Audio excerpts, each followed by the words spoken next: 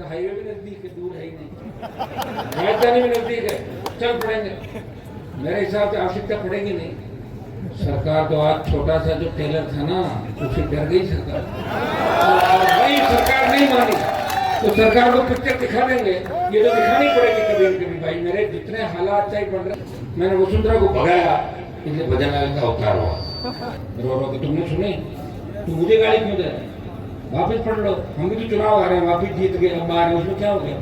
पढ़ाई करोगे जीत ऐसा ही बन जाओगे, सारी बातें। लेकिन तुम क्या हर टाइम है ना, हर टाइम को तो गाड़ी आगे पीछे घुमाएगा, नाराज होकर भागेगा, कोई दूसरे तरीके तो फीलिंग आने लग जाती है सरकार की। चार उसमें हॉर्न लगा लिए, सायरन बजा लिए, कट मार दिया, ये सरकार थोड़ी होती है। सरकार तो सरकार होती है। तो पुलिस वाला गाड़ी पकड़ लेते घर से लड़ता है, भाई साहब हम 15 साल से आपके साथ हैं, हमारी गाड़ी छुड़ा, तो मैं तो छुड़ाऊंगा, लेकिन तुम एक कट मारी क्यों रहो? पहले बताओ, रुक जाओ ना एक बार, गवर्नमेंट बनने दो अपनी, उसके बाद अपने आप ठीक हो जाएगा। कुछ मेरी सरकार को हो जाएगा पेपर लीक, तो लीक गलती से कर दे तो फिर क्या हो, जान सकते हो? तो बताऊंगा सरकार में आऊंगा, जो सारी बातें नहीं लगती। भैया राज्यपाल वही बयान देता है जो सरकार लिख के देती है। एक तरीके से राज्यपाल सरकार का नौकर होता है। पीड़ा इस बात की कि सनातन की बात करने वाले, साधु संतों की बात करने वाले लोग एकदम से कैसे बदल गए। मैं से नाराज होके और मुझे छोड़ के चले गए। याद है तुम लोग? तुमने कहा साहब आप तो नागर, आप अपन लड़ेंगे तो नागर जीतेगा, ये तो नागर का ही भाई निकला। नागर को आप आसाराम बापू कहते थे पहले, और ये सीधी रशिया में पुतिन से बात करता रशिया में।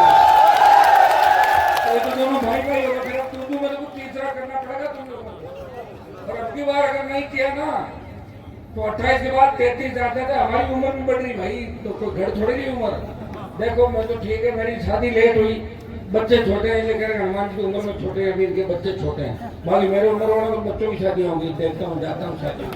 फिर अंकल आप और पापा के साथ थे, देखता हूँ। अब देखो लड़ाई का जो अंतिम परिणाम है ना, वो 28 के अंदर आना चाहिए। और जब सत्ता हाथ में होती है, सत्ता हाथ में होती तो कुछ भी कर सकते हैं। अब ये सत्ता का दुरुपयोग है कि 150 बीघा जो जमीन, एक सेठ की जमीन, जिसमें डिप्टी सीएम में थोड़ी बहुत पार्टनरशिप डाली, बड़ी सोच तो है नहीं, ज्यादा जानता हूँ। इन्होंने अपनी जमीन को बचाया, रिको लाएंगे, उनकी जमीन कीमती हो जाएगी और यहाँ बर्बादी और अंधकार शुरू हो जाएगा। यह पर्यटन स्थल बन सकता है, राजस्थान का महत्वपूर्ण पर्यटन स्थल जिन पहाड़ों को देखिए।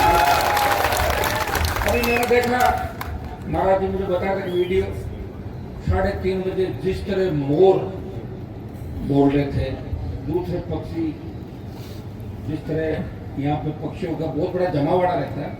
और यहाँ आने के बाद मुझे ऐसा लगा, देखिए ईश्वरीय शक्तियाँ है जिनकी वजह से हम जैसे लोग जिंदा है। हमारे पास न तो पैसा है और न कोई गुंडागर्दी करते हैं, न दूसरे गलत काम करते हैं, माफियाओं के खिलाफ लड़ते हैं। और लड़ते लड़ते लड़ते लड़ते तो हजारों लोग दुश्मन है, सरकार दुश्मन है, फिर भी आपके लिए हमेशा आगे खड़े मिलते हैं। और ईश्वर की कृपा से सब कुछ है। यहाँ आके मुझे बहुत अच्छा सुकून लगा कि जगह बहुत पवित्र है और यहाँ मन लगता है।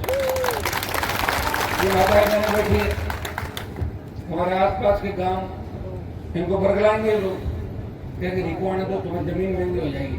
अरे कितनी भी जमीन महंगी हो, जमीन तो वैसे ही महंगी होगी। अब जमीन बची कहाँ है लोगों के पास? तो जमीनों को रखो, रिको नहीं भी आएगा तो भी तुम्हारी जमीन महंगी होगी। जमीन बेचने की सोच ही क्यों रहे हो? जमीन तो रखनी भाई, जमीन क्यों बेच रहे हो? मैं राजस्थान के किसानों को हमेशा कहता हूँ, मेरे खींवसर के इलाके में लोगों ने 10,000 रुपए बीघा में जमीन बेच दी। आज उस जमीन की कीमत है 40 लाख रुपए बीघा, बेच दी। मेरे खींवसर में सबसे ज्यादा लाइम स्टोन निकलता है, जाटों का बड़ा इलाका है। लेकिन जितना जमीन के मालिक हैं वो सारे सेठ हैं, लेनी बाहर से आके कर ली। ये तो मैं बैठा हूँ वहाँ पे, नहीं तो पहले के नेताओं को भरोसे तो 7,000, 10,000, 1 लाख रुपए बीघा के अंदर दलाली करके जमीन चली गई थी। लेकिन अब मैं हूँ तो कम से कम इतना मैं कर सकता हूँ कि मुझे जब पता लग जाए कि कोई व्यक्ति संकट में है, वो बेचना तो चाहता है, तो मैं कह रहा हूँ तू बेचना चाहता है, हाँ कितने रुपए में? कैसा? 10 लाख में, चल तेरे 25 लाख दिलाता हूँ, कम से कम मजबूत करे आर्थिक स्थिति मजबूत हो तो भी तेरे जमीन खरीद के कुछ कर सकता है। लोग लड़ नहीं पाते, लोग आते हैं साहब आप मुझे मर मिटे, बस आंदोलन करना। और हम आंदोलन में बैठते हैं, लोग पीछे समझौता कर लेते हैं, ये आदत होती है। और हिंदुस्तान 150 साल गुलाम क्यों रहा? अंग्रेज आए थे व्यापारी बन के, और यहाँ देख लिया जो पोल पट्टी है पूरी, ढोल बजो पोल में आराम से, किसी को किसे लड़ाया, किसी को रात को बुलाया, तो जातियों में लड़ाया, किसी को कैसे किया, तो करके 150 साल राज कर गए। ये दिल्ली थी जिसमें कितने बारी ताकत दिल्ली के अंदर आई। ये 2000 साल पढ़ लो ना, आप आगे मत जाओ, इन 2000 साल को पढ़ लो। आजादी से पहले हम लोगों का शोषण किस किस ने किया। बार बार मुगलों की बात करते हैं, मुगलों से पहले भी बहुत लोग आए, उससे पहले भी आए, लेकिन हिंदुस्तान एक ऐसा देश है जिसने प्रत्येक संस्कृति को, प्रत्येक धर्म को अपनाया और वर्ल्ड का सबसे बड़ा लोकतांत्रिक देश बना। मुझे पीड़ा इस बात की कि सनातन की बात करने वाले, साधु संतों की बात करने वाले लोग एकदम से कैसे बदल गए। क्या हो गया? इनका दिमाग खराब हो गया। अगर ये नहीं रहेंगे तो एजेंट कहाँ मिलेंगे बूथों पर? 21 का आंकड़ा था कांग्रेस का, सबसे कम सीटें कांग्रेस की आई थी 21 में, अशोक जी गहलोत लाए थे। बीजेपी के लिए भजन लाल रह गया और ऐसे हालात रह गए, कोई दूसरा बिल आ गया तो कितना नुकसान तो हो गया। अब कहाँ से भरपाई करेंगे? मुझे लग रहा है बीजेपी 21 से 11 पे आ जाएगी। जब बंगाल की जीत का जश्न मना रहे हैं ना, तो राजस्थान में 11 आ रहे थे, इस बार 25 की 25 आ रहे हैं 29 के अंदर, अगर यही हालात रहा। पिछली बार तो कुछ गड़बड़ हो गई, कई सीटों में भी नहीं गए प्रचार करने। ये मेरे पेट में छुरा घूम रहे, तो मैंने कहा मुझे क्या करना, कांग्रेस जीते, मैंने को ठेका तो ले रखा है भाई, जो जीते जीते, नहीं जीते तो नहीं जीते। तो मैंने कोई ज्यादा पेन नहीं लिया। पेन लेते तो जयपुर, कोटा, जोधपुर, अलवर और आपकी ये बीकानेर 5 सीट फिर आ जाती कांग्रेस की खाते। कांग्रेस ही नहीं कह रहे, कांग्रेस जाकर हनुमान अगर जाएगा तो दिल्ली में मैसेज जाएगा हनुमान जी की वजह से सीट जीत गई। वो ये नहीं चाह रहे थे, तो वो नहीं चाह रहे थे, मैं किस लिए चाह रहा था? मैं तो चाहता मेरी नागौर जीत जाए, कुछ और जीत जाए और बाकी भगा के ले गए थे। तो मैं तो दोनों तरफ कितना दुख पाया। और मुझे सौभाग्य मिला कि राजस्थान में पहली पार्टी अगर किसी किसान के बेटे ने 66 साल में बनाई तो हनुमान बेनीवाल ने आपके आशीर्वाद और संगत की पार्टी बनाई। तो मैंने कहा था कि जब भी इस पार्टी की जवान किसान को पड़ेगी, सत्ता को ठोकर मारूंगा। मोदी और अमित शाह बहुत नजदीक था। जब तीनों कृषि बिल आए तब हरियाणा, पंजाब, उत्तर प्रदेश, दिल्ली के किसानों ने कहा कि हमारे नेताओं को जंग लग गई, आप तेजा जी के भक्त हो, आप नौजवान हो, आपने लड़ाई लड़ी राजस्थान के अंदर, आप आओ और मोदी की सत्ता छोड़ो, देश के किसानों को संभालो। मैं चला गया, भाव को मत सुना, लेकिन उसके बाद क्या हुआ? मैं तो मोदी को छोड़ दिया, लोगों ने वोट कहाँ दिए? 3 MLA थे 18 में, वापिस 1 किया और 1 का 0 कर दिया। क्या नहीं किया राजस्थान में? क्या दे देंगे लोगों को वोट? मुझे आया था ना किसानों के 12 तो गया, और मैं से क्या चाहते हो? अग्निवीर सेना का सम्मान सेना को ठेके पे दिया। एक व्यक्ति देश में लग रहा है कि सेना को ठेके पे दिया, मैं उसका विरोध करता हूं। और हरियाणा, पंजाब, राजस्थान, यूपी और दिल्ली के किसान के बेटे सबसे ज्यादा जब अग्निवीर का विरोध करे। भाइयों, इस संघर्ष का परिणाम ही निकला कि पहले 25 की जगह 50% हुए। और मैं विश्वास दिलाता हूँ जिस दिन लाखों की तादाद में आप दिल्ली कूच करोगे, अग्निवीर को समाप्त करा देंगे। आज सोशल मीडिया का जमाना, आप सब बातें देखते हो। जब पहलवान बेटियां तकलीफ में थी दिल्ली के अंदर, हरियाणा की थी सारी पहलवान बेटियां, राजस्थान की एक भी नहीं थी, लेकिन उन पहलवान बेटियों को न्याय दिलाने उस बाहुबली के खिलाफ अगर जंतर मंतर में जाके पहला झंडा उठाया और पहली आवाज बुलंद की, वो नागौर के सांसद ने पहलवान बेटे को सम्मान करने की मामला उठाया था और जीत चलाई हमारी उन बेटियों की। मेरी आदत है, ऐसा ही भर्ती का आंदोलन मैंने हाथ में लिया, लोगों को खूब प्रयास किया कि सुप्रीम कोर्ट में नहीं, डबल बेंच में जीत जाएंगे, वहां जीत जाएंगे। तो मेरे को कितनी गाली दे थे, सही विश्वास बैठे लोग रो रो के, तुमने सुने? तुम मुझे गाली क्यों दे रहे? वापिस पढ़ लो, हम भी तो चुनाव आ रहे हैं, वापिस जीत गए, अब आ रहे हैं, उसमें क्या हो गया? पढ़ाई करोगे जीत ऐसा ही बन जाओगे। नकल करके पेपर आउट कराएंगे, कितने दिन बनोगे बताओ? ये तो भजन लाल है और मेरी सरकार हो जाएगा पेपर लीक। तो लीक गलती से कर दे तो फिर क्या हो जान सकते हो? तो बताऊंगा अब सरकार में आऊंगा तो सारी बातें नहीं लगती। भैया, इस राजस्थान को अगर ठीक करना है ना तो इसका कप्तान मजबूत आपको करना होगा। मजबूत कप्तान है जब भी सेना लगती है। जिनके कप्तान नींद लेते हैं या दिन भर खाते रहते हैं समोसे और रोटी, उनकी हालत ही होती है। भजन लाल जी हर 1 घंटे में खाना के समोसे, थोड़ी देर में कोका कोला, कभी कुछ और दिन भर 50 बार जबान फिसलती है। कभी तो मोदी को श्रद्धांजलि दे देते हैं, कभी सत बार कभी कहते हैं मेरी रात फ्लेट में उठेगी। अरे रात फ्लेट में कैसे उठेगी? फ्लाइट रात में उठेगी। कैसा आदमी, कहाँ से इस आदमी को लाकर राजस्थान में बिठाया? इससे बड़ा दुर्भाग्य नहीं हो सकता। शर्म आती है हमारे को। हम लोग दिल्ली में पूछते हैं आप राजस्थान चाहते हो? हाँ बड़ेलाल जी सीएम मजाक उड़ाते हैं यार, मैंने थोड़ी बनाया सीएम। हाँ मैंने एक गलती की, मैंने वसुंधरा को भगाया, इसलिए भजनलाल का अवतार हुआ। इसमें तो कोई दो रहा है। झगड़ा था वसुंधरा से, मेरा व्यक्तिगत झगड़ा नहीं था। उन्होंने राजस्थान की संस्कृति का मटिया मेट कर दिया। गहलोत वसुंधरा ने एक दूसरे के पापों में पर्दा डाला। उसका परिणाम ये है कि राजस्थान महिला अपराध में 1 नंबर पे आ गया। लूट खसोट, किसान आत्महत्याएं, जवान आत्महत्याएं और गैंगवार, ये पहले राजस्थान में नहीं था। पहले राजस्थान में जाति कूट के झगड़े नहीं होते थे। गुरु सिंह जी की सरकार रही, चाहे दूसरी सरकार रही, जाट राजपूतों को लड़ाया वसुंधरा जी ने, फिर गुर्जर मीनों को लड़ा दिया और शेड्यूल कास्ट और ब्राह्मणों को लड़ा दिया। लड़े कि नहीं लड़े सबको आपको याद है सारी चीजें। मैं बार बार आपको याद दिलाता, मुझे लग रहा है मैं याद दिलाते रह जाऊंगा, क्योंकि वोट तो पता नहीं कब दोगे आप, लेकिन मेरा काम है वो बार बार आपको याद दिलाऊं। 28 के अंदर अगर सड़क पे जा रहे हो, टोल देते हो नहीं देते हो? गुस्सा आता है आपको? डीजल पेट्रोल के 100 रुपए देते हो, गुस्सा आता है? गुस्सा निकालते क्यों आप बताओ? भूल जाते हो 2 दिन बाद, कोई जाति के नाम पे, कोई धर्म के नाम पे, कोई दूसरे नाम पे।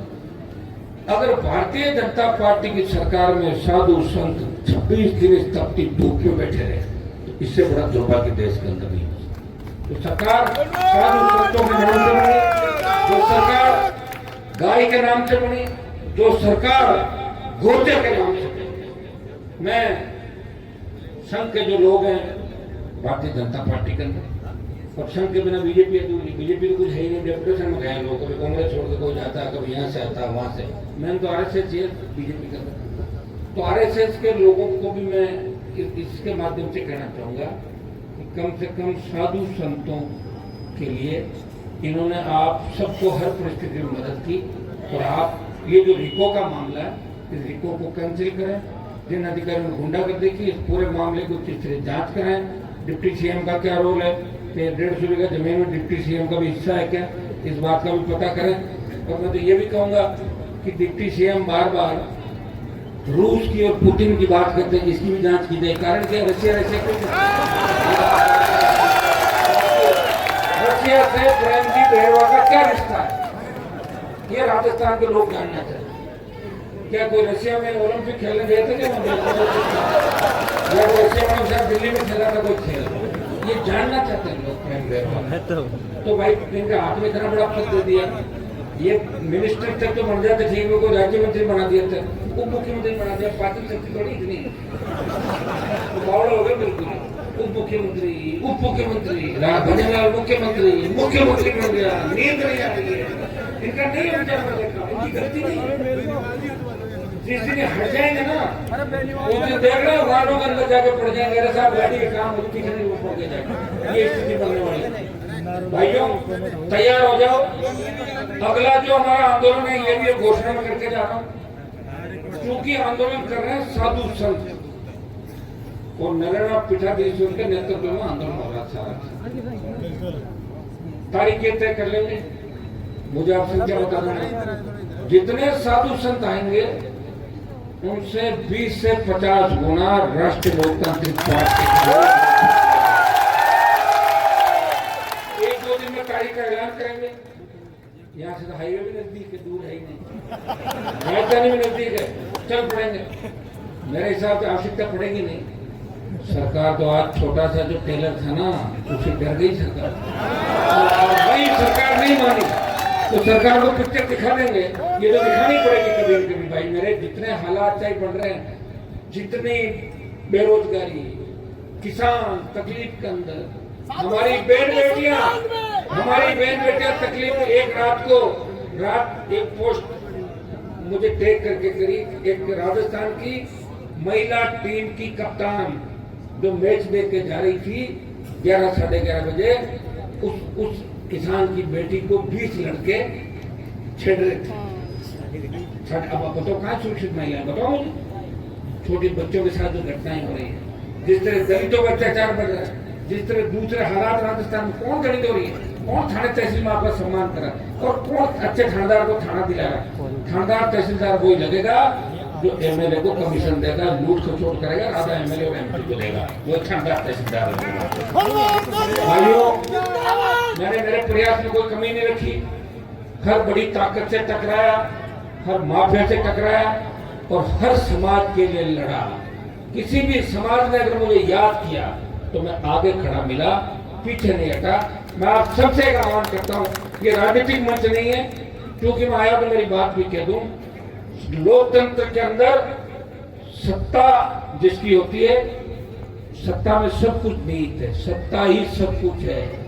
कहने को तो राज्यपाल का बहुत बड़ा होता है, लेकिन राज्यपाल वही बयान देता है जो सरकार लिख के देती है। एक तरीके से राज्यपाल सरकार का नौकर होता है, नौकर हो सकता, वो एक शब्द भी नहीं बोल सकता। आप राज्यपाल का अभिभाषण होता है, वो ही पढ़ता जो लिख के दिया जाता है। मैं आपको विश्वास दिलाता हूँ कि मैं आपके लड़ूंगा। मैं दूसरे प्रांतों में जाता हूँ तब लोग राजस्थान के लिए लोगों की सोच है वो क्या है।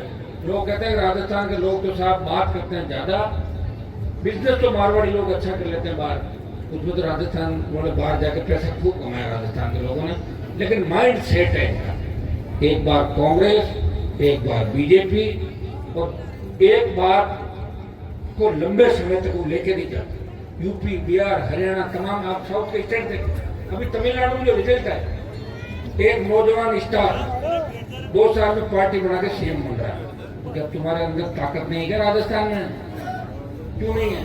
एससी, एसटी, ओबीसी, मुस्लिम का नारा दे दो, 82% भी जाओगे, वोट 150 सीट आ जाएगी तुम्हारी। तुम नौजवानों को कहना चाहो, नौजवान प्रयास कर रहा सारी बातें, लेकिन तुम क्या हर टाइम है ना, हर टाइम को जो गाड़ी आगे पीछे घुमाएगा, नाराज होकर भागेगा, कोई दूसरे तरीके तो फीलिंग आने लग जाती है सरकार की, चार उसमें हॉर्न लगा लिए, सायरन बजा लिए, कट मार दिया। ये सरकार थोड़ी होती है, सरकार तो सरकार होती है। पुलिस वाला गाड़ी पकड़ लेते घर से लड़ता है, भाई साहब हम 15 साल से आपके साथ हैं, हमारी गाड़ी छुड़ा, तो मैं तो छुड़ाऊंगा, लेकिन तुम एक कट मारी क्यों रहो पहले बताओ।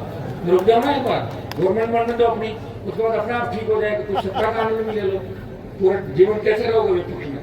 तो छोटे भाइयों को हमेशा समझाता हूँ, धीरे गाड़ी चलाओ। अभी महाराज जी को ये कह रहा था 40 की स्पीड आया हूँ, निकला लेट था 4 बजे, लेकिन पहुंचने में 7 बज गई, 3 घंटा लगा। 40 है, मैं 70 की स्पीड चलता, 2 4 5 उल्टी मार देता, ध्यान रखना पड़ता है। मैं रातों को घूमता हूँ अकेला, 1-2 गाड़ी लेकर मेरे हिसाब से चलता हूँ। भगवान की बहुत बड़ी कृपा मेरे ऊपर है कि मेरा जन्म राजस्थान में इसलिए हुआ कि हनुमान बेनीवाल राजस्थान के प्रत्येक समाज को जगाएगा और सत्ता के सिंहासन पर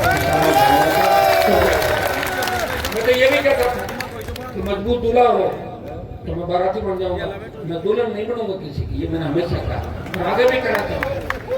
अब सरकार तुम्हारा इंतजार कर रही है, ये दूधू की क्रांति राजस्थान के अंदर संदेश दे रही है कि जयपुर जिले के अंदर इस बार जब हम बढ़ेंगे मारवाड़ बाड़मेर से शेखावट से चलते हुए, तो जयपुर में राष्ट्रीय लोकतांत्रिक पार्टी की सुनामी आएगी। 36 को इस बार राजधानी के अंदर बदलेगी, क्योंकि लोगों ने प्रेमचंद को भी देख लिया और बाबूलाल को भी देख लिया। देखा नहीं देखा?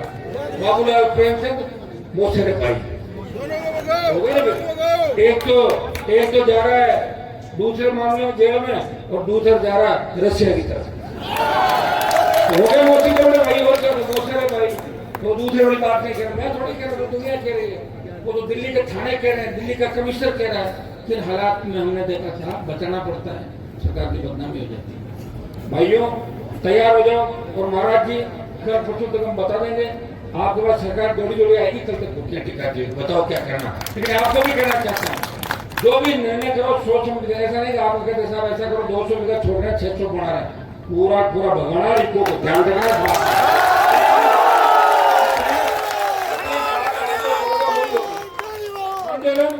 साधु संतों का है और साधु संतों के सम्मान करना राजस्थान का नौजवान खड़ा है। राजस्थान ही नहीं, हरियाणा, यूपी, दिल्ली और पंजाब आवश्यकता पड़े तो जाम बांध देंगे, राजधानी को घेर लेंगे, भजनलाल को बाहर नहीं निकल देंगे राजधानी से।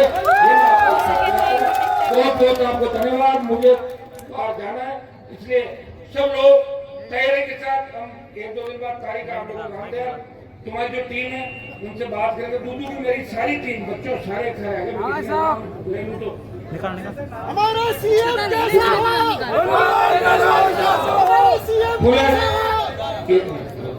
फुलेरा, दूधू, फुलेरा, सांबर, जोटवाड़ा, जयपुर, पूरा राजस्थान, नागौर, किशनगढ़ सब आ गया। चासू भी हम मेरे ब्याटों के नाम ले ले जो खड़े हैं यहाँ पे। और दो बच्चे हैं दातारामगढ़ में, ठीक है, बच्चे में उनका नाम हो लेंगे। और रैली की तारीख के 8 में महाराज की घोषणा करेंगे और साधु संत राजस्थान का आएंगे और किसान जवान राजस्थान का आएगा और भजनलाल शर्मा को बता देगा कि राजस्थान क्या है, ये भी बता देगा।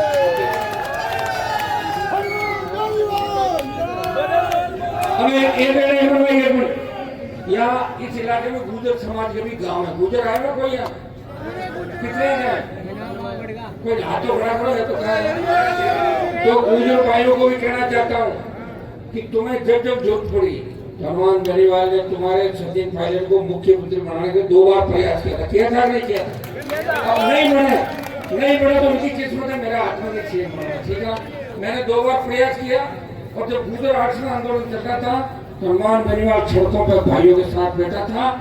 आज भी देवनारायण भगवान का जयकारा हमेशा लगा था। एक देवर बोलते बोले देवनारायण भगवान की, क्योंकि तेजा जी और देवनारायण भगवान साथ साथ चलते हैं, जाट और गुजर साथ चलते हैं, हिस्ट्री भी यही कहती है। इसलिए भूल के भी सरकार को लेना नहीं था। आप इस बात का ध्यान रखना बच्चों, ये मेरा संदेश आपको है। मेरे लिए आप सब सम्मान हो, राजस्थान की सारी जातियां, और मैं आपको विश्वास दिलाता हूँ आखिरी दम तक आपको लड़ेंगे, जीत कराएंगे, भजन सरकार के घुटने टिकवाएंगे और प्रेमचंद को भी वापिस रशिया की तरफ भेज देंगे।